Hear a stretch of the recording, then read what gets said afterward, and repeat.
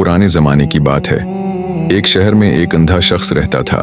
वो अगरचा बिनाई से महरूम था, मगर दिल का निहायत रोशन, समझदार और नर्म मिजाज इंसान था। लोग उसकी बातों में हिकमत महसूस करते थे। एक रात वो अपने घर से बाहर निकला। उसके हाथ में एक जलता हुआ चिराग था।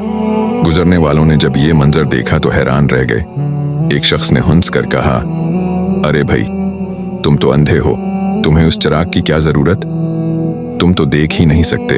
अंधे ने मुस्कुराकर निहायत सुकून से जवाब दिया, ये चिराग मेरे लिए नहीं, तुम्हारे लिए है, ताकि तुम मुझे देख सको और मुझसे टकरा न जाओ। ये सुनकर सब लोग खामोश हो गए। जो हंस रहे थे उनके चेहरे झुक गए। उन्हें अपनी नादानी का एहसास हुआ।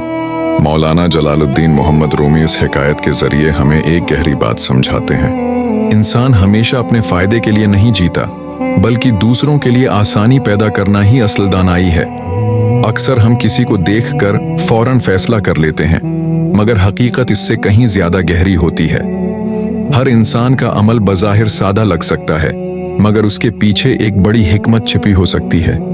जिंदगी में रोशनी सिर्फ अपने लिए न रखो, कभी किसी और का रास्ता भी रोशन करके देखो। शायद वही रोशनी तुम्हारी असल पहचान बन जाए।